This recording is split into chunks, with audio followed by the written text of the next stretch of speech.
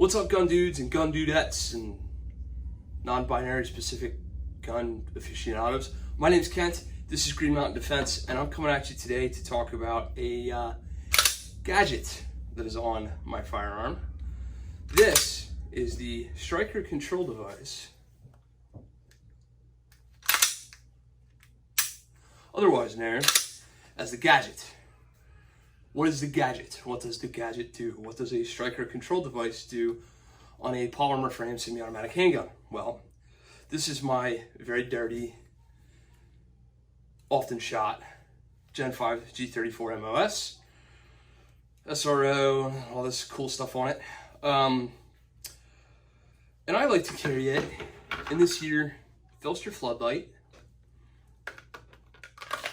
appendix holster, right? So I like to wear this down around the the baby maker, right? And as such, it would be a real shame if something got jammed inside the trigger guard as I was reholstering, and I got an unintentional discharge. That'd be a adverse training outcome, shall we call it, right? Bad idea. Very common practice with DASA guns and hammer-fired guns in general when holstering to place the thumb on the back of the hammer so that the shooter can feel if the hammer starts to actuate, move back and forth, and then stop the reholstering process. Well, the folks over at the Striker Control Device Company have come up with a solution to that.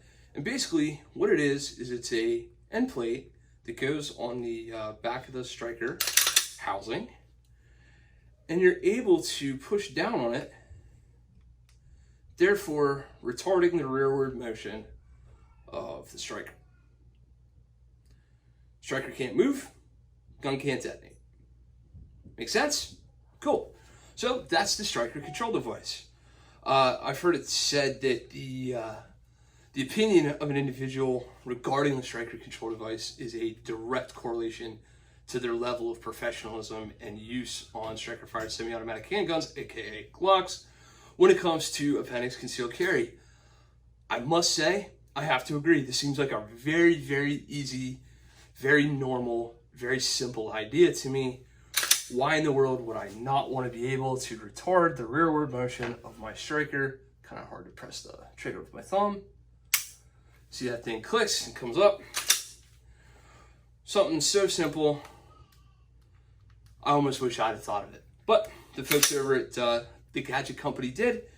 Here it is. So, striker control device, aka the Gadget. Good idea for AIWB defensive carried handguns. They're making it for Glock. They're making it for Generation 3, Generation 4, and Generation 5. They used to make it for aftermarket triggers. They no longer do. But if you search the interwebs, there is a modification that can be made to the Gadget in order to make it work with triggers such as this Overwatch Precision, and it works out pretty good. So the bottom line is, if you're stuffing a big old appendix carry handgun in your pants and you don't want to self-castrate, the Gadget might just be a really good choice for you. Out of total clarity, these dudes have no idea I'm making this video. This is just some common sense good stuff that you should probably know about. And, just thought I'd pass it along to students and other people who might be interested in appendix carrying Glocks, and they want to make the process a little safer. To be entirely, totally clear, this does nothing to the trigger pull. The trigger pull, the trigger reset, not that that matters because you shouldn't be shooting the reset. Anyway, bottom line, nothing is negatively affected. Trigger pull weight doesn't change. Reset doesn't change. It's just a regular old end plate that moves back and forth when the striker is depressed. I got a bunch of rounds through this gun with this one on it. I'm satisfied. I'm happy enough with the process that I'm going to continue using them. And I will be outfitting all of my Glock firearms with a striker control device. They've got them for the 43, 43X, 43, and 48, and full size, everything else. Gen 3, Gen 4, and Gen 5. There's no reason not to use them. Let's give you some close-ups of the product, and then we'll let you out of here.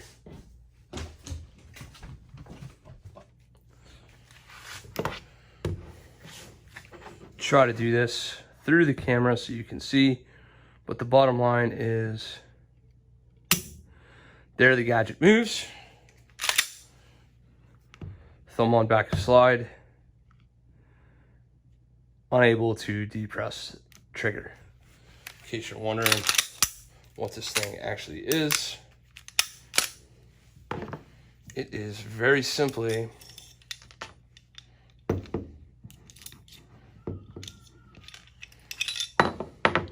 a slide cover plate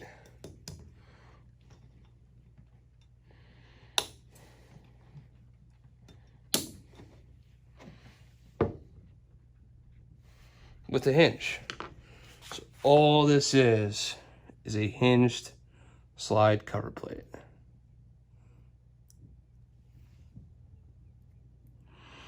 Just like that. Installs entirely normally on the Glock platform, just as though you would expect it to. And it keeps the striker from moving when depressed.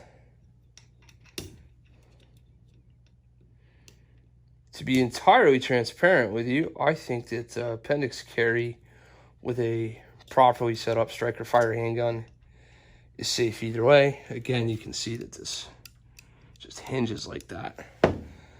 But the gadget adds an additional layer of safety, and it doesn't really add any additional failure points. So I can't really see an argument for why a shooter would be against its use.